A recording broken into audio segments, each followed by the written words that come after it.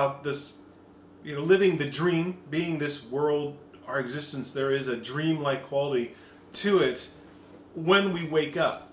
But until we do wake up to that point, it's solid as a rock, literally. I mean, it seems real. It seems tangible. It seems like you have control in it.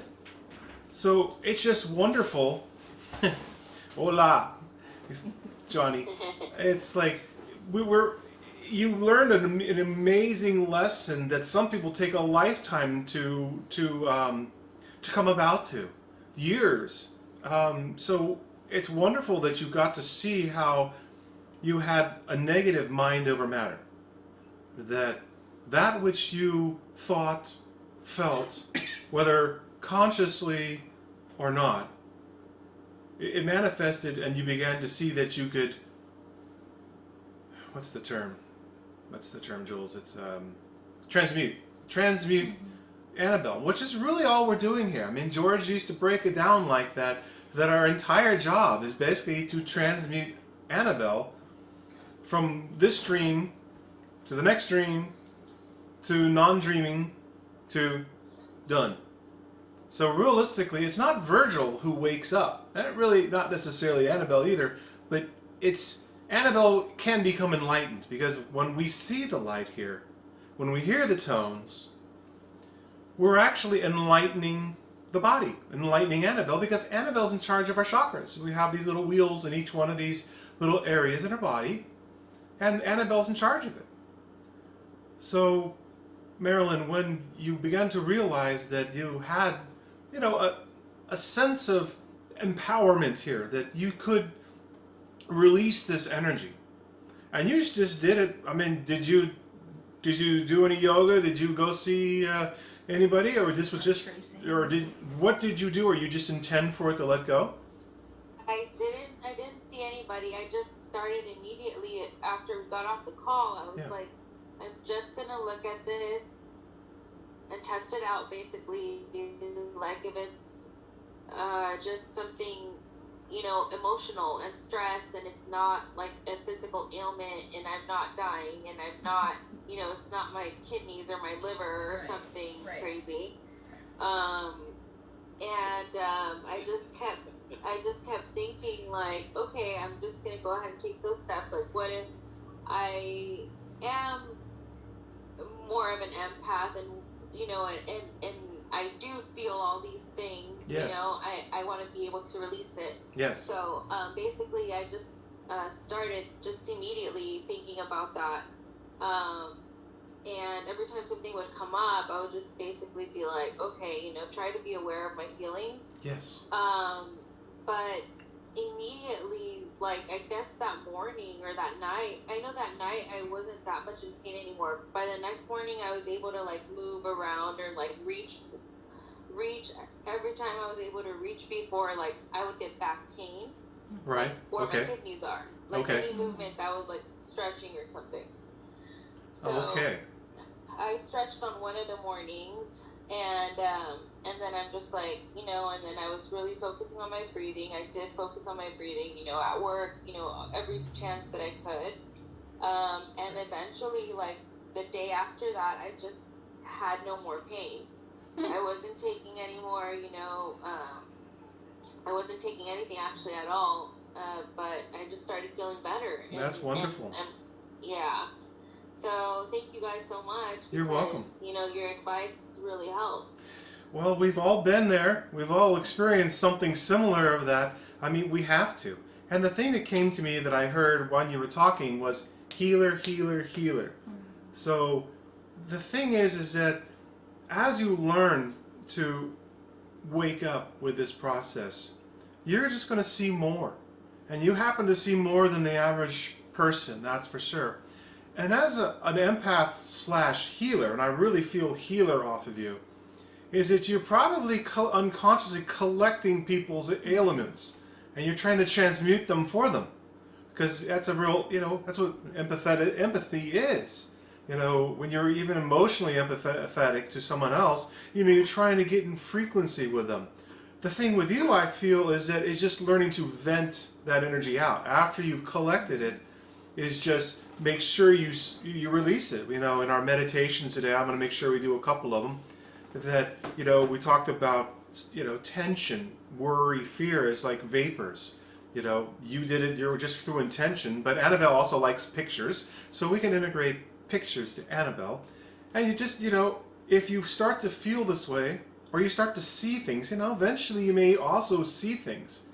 One of the things I had to learn was seeing what people call ghosts. And that was something, I brought up to George. He's like, well, they're there too. They're just like humans. They're just, have their path. And that was exactly, content awareness is not you. However, we're not trees or rocks. We have these abilities. It's just, in the beginning, we can overdo it. Virgil thinks he can do everything, and that's not true. Now, when George says the "can you?" yes, he's not talking to Virgil, unfortunately. Virgil has a certain level of power, but it's not very long-lived, and unfortunately, he has to create networks of people and things in order to create something, and then he can congratulate himself for doing that. And unfortunately, at some point, the thing will just fall apart or disappear, or the person expires, whatever it is. But then everybody else keeps it going and says, look, this is his legacy, and then it moves on through history. They put it in the history books. But realistically, that's self-consciousness. And what I feel off of you, Marilyn, is you actually inadvertently move to super consciousness, and from there you're kind of going around Virgil. But that's because you're so sensitive. And you're probably sensitive to things that most males especially would never pick it up. For me growing up, I had a sensitivity of more of a woman. And it was very disconcerting when people asked me to do male things. So it was very strange. And later on, I've had to kind of deal with what that was. But that disparity in my mind, having the strong psychic abilities, was just like you, Marilyn. I would go to a doctor. And I'd be like, oh, this is alien. They do an x-ray.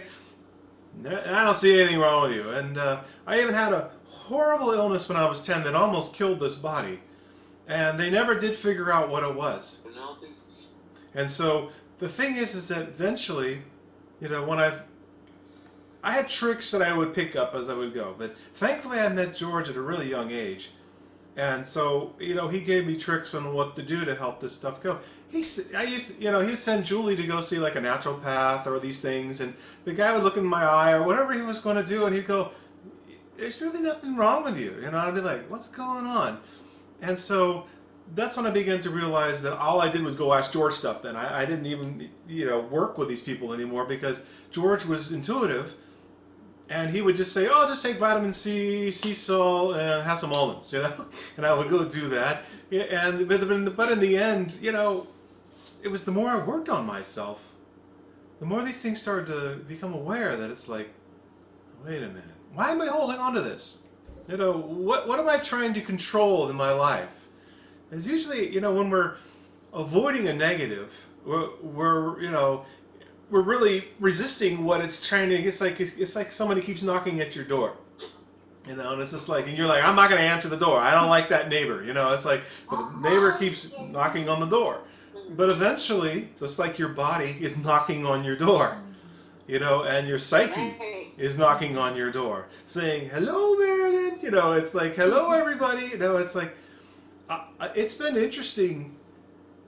Years later, not having George and having to do this, on my own, working with Jules and other people, and eventually I began to realize it was just like, why am I trying so hard to, to get this thing going? What am I? Like I said last week, expectations. I had all these. I mean, they were positive expectations. It was like, oh, I would love to have this as a church, have this as big, fill up Dodger Stadium like George had said one time. But it was like. And I keep going to the lake, with my line in the water, and I pick up a few fish. And here we are. And, it was really frustrating last year. I really was trying not to let it get to me, but it was really frustrating. But then I realized, I hadn't finished turning completely yet, because I realized that one of the lines from the Diamond Sutra was, a real bodhisattva. And the real bodhisattva does not cherish. So it was like I was cherishing an idea of success with the groups. And eventually it was like, about 3 or 4 weeks ago, I had an awakening about the dream, which is what we've been talking about this entire time. And then I went an aha that I said there was no difference between my sleeping dream and my waking dream. There was no difference. And then I saw the idea of self-consciousness as just a thing, as an idea that was part of the carpet. And it was like, oh, got it. Because that was really the last thing I was holding on to. It was really this last vestige of self-consciousness that was kind of holding on. But it was funny. It just kept coming at me. Middle of the night, wake me up at 2 in the morning. And it would just be like, this black, like a black, like rock, like on my chest. And I would just sit there and just focus all my attention to the fourth chakra. All my attention to the fourth chakra. And then eventually it was just like it turned. And I was like, oh. So that was death. It was like, so death is just a dream. It's part of the dream. Roll that across your consciousness right now. That if you die or you see a death in your dream, did anybody die? How is that any different here? It's not. Right. It's not. But why don't we see it? Well, because of self-consciousness blocks your sight of seeing that, oh, look, there was a solid form and now there's an ethereal form. So there was the yang, there's the yin. And it's like, oh, they never went anywhere. It just changed shape. That's what Einstein was talking about. It says, matter cannot be created or destroyed. That was the whole point of relativity, really, in the end, is that maybe he didn't see it like this, but it's a dream. That's all it is. The problem we're at right now, that all of you are quite advanced, even the entities that don't have bodies right now watching this, that we haven't completely woken up to see that you can't see you, the one that's dreaming this. No, you can't see you. Nope. You can't turn around and go, hey, what are you doing back there? It would be nice. Hey, what are you doing? But you can't. And it's physics. Because the light is traveling away from you. You can't turn around and keep, as it's turning around, it's still traveling this way. So it's going to look, if you try to see God right now coming from self-consciousness, it'll just be black. And that was always my problem because of the dark of night. I suffered for that for I don't know how many lifetimes. I mean, it's better than most people are at, but I could get around it, and I did. George, would tell everybody to do all this, do all that, and all that, and he would just say, okay, do this to me.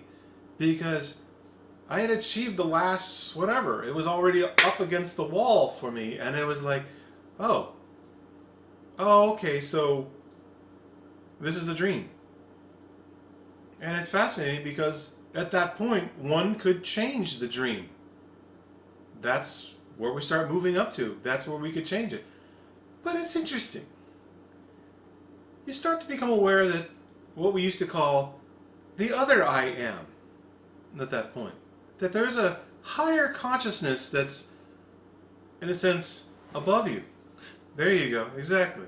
Row, row, row your boat. Yeah, it's just life is but a dream. However, at a certain point, you just start following this higher consciousness, and then the self can just relax. And, we call it God. That's what we call it. For the lack of a better term, we call it God. We can call it whatever you want.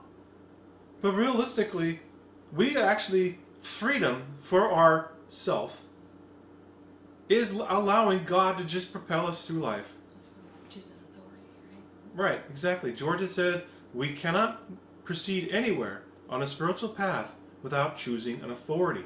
And the self can't be it. And what is the self? Let's review. The self starts with this carnal thing, this biological creature here, this thing. That's where it starts. It has a brain, has muscles, blood, and basically, as we know, if it just sat there without anybody interfering with it, it would go on, maybe not to eternity because there's other things involved, but technically from a scientific point, the cell does not die unless it becomes acidic. And that happens in hospitals all the time when people go into comas, and then eventually they call it brain dead. But the body's still going. They're like, that's why people pull the plug. Because, the body is just going. It's just beating its heart. It's just doing its thing. But, people look in there and go, well, no one's home. Well, isn't that interesting? No one's home. Now, there's been many books written about where the self is. How is the self created? There's many things. It's a, Georgia called it, it's a matrix of ideas, which is the best way to explain it. And we all know that because there's always a movie that comes out and they say, well, he was his life. Meaning that what he lived in his life, that was him. That's who we were. That's who he was. They go up there to the altar after the person's passed away, and they say, he was a caring person. He gave to his family. Those are the attributes we give to the self. So the body person in here must have also believed that. That's what they did. So that's what we call it. But that's not what we're talking about here. Because how did that get created? Well, we have the body. And then we have what George called the Annabelle part of it, the soul. Now, the interesting part about the soul is the soul basically just records. That's all it does. The soul just records. It remembers, and then it goes, oh, that reminded me of that, so don't do that. Or that reminded me of that, so let's go do that. Instinct. That's why animals act on instinct, because they are conditioned in there to go this way because that's where they remember where food is. No, that's it. Although, wait a minute, that starts sounding like humans after a while, doesn't it? It's like they always drive the same way because, oh, I like that restaurant over there. I want to stop and eat something. So realistically, unfortunately, humans are kind of still stuck in Annabelle. Most of us then get to Virgil, which is parietal lobes.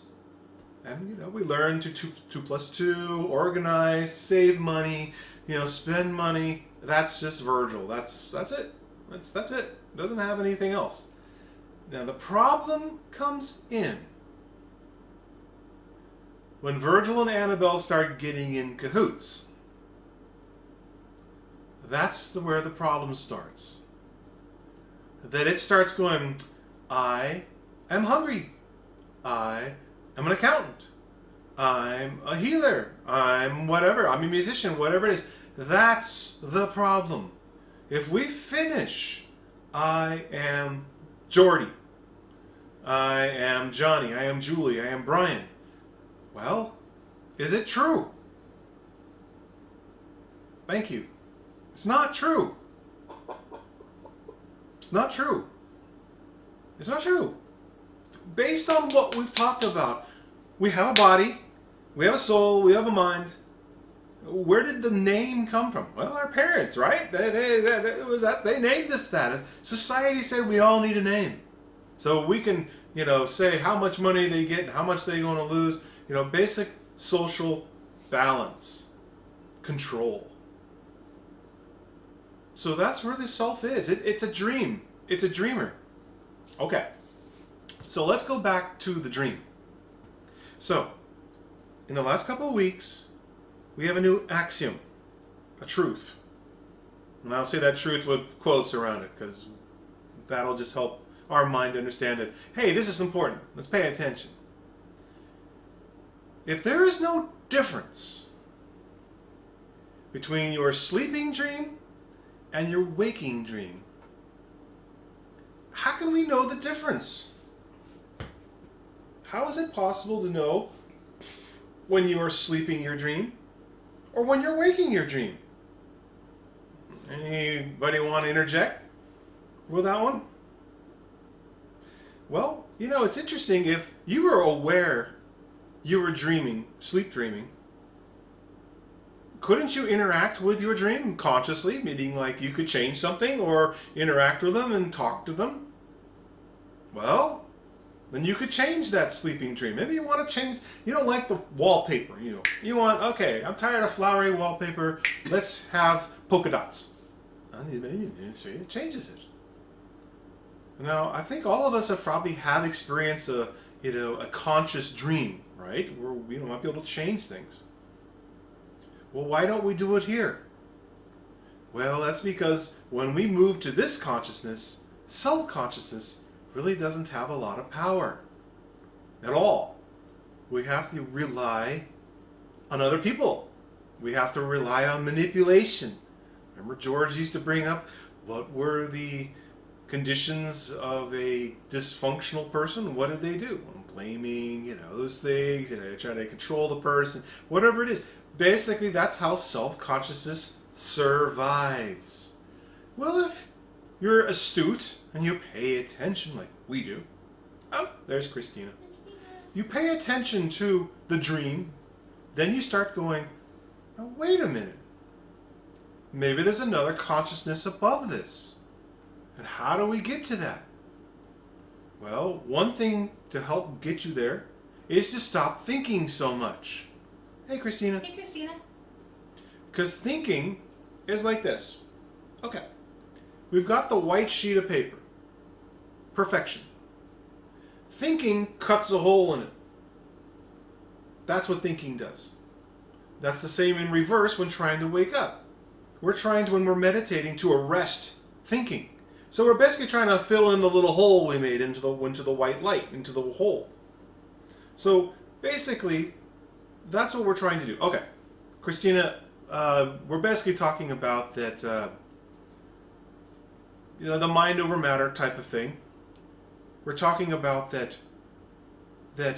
if you think about this, that based on what we know at this point, that our sleeping dream and our waking dream is made from the same stuff. We just hold that as an idea right now, that there's no difference to you, the sleeping dream and our waking dream. So we're trying to put that into our model here. So that's what we're talking about. So in a sense, when you go to sleep, why do we dream? And do we have any choice of what we're going to dream? I have known people in my life who I asked them if they dreamed, and they'd say no, they don't dream. Really? So, we've probably all known people like that don't dream. And then other people will come back and say, oh my God, I was on the side of a cliff, and I was carrying 3 people up by myself, and go on and on and on. So, when did that start? And are we conscious of the dream we're going to dream before we go to bed? And shouldn't that be the same in this lifetime? That in the waking dream, shouldn't we set an intention to have the dream we want? And why doesn't that happen? Well, it's very simple. Self-consciousness doesn't have a lot of power. And in order to get what it wants, it has to manipulate its way to get there. And it may not look like it. It looks like you could be helping. It could be even positive things you're doing. But did you just set your intention that this is going to happen and you just witnessed it happening? You just sat back and went, wow, look at that. Isn't that interesting? So that's where we're trying to go, is that if we have power over our sleeping dream, shouldn't we have power over our waking dream without manipulating people? I remember George was at one of the group meetings. I don't remember which night it was. And he was trying to convince the homeowner, when she was trying to deal with her children, to see if she could do it without trying to manipulate her kids. And man, she had a tough time.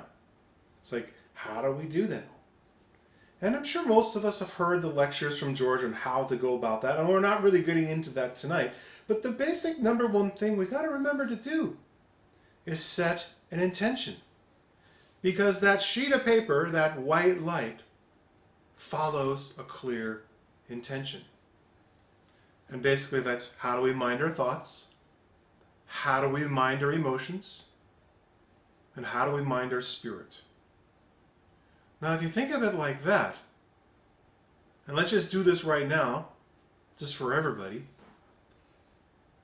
If the content of awareness is not you,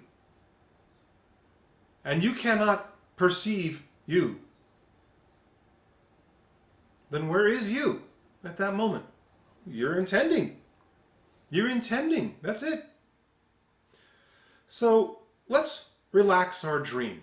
And Jordy's already there, but maybe Jordy, you can, okay. So we're going to do a meditation. So make yourself comfortable.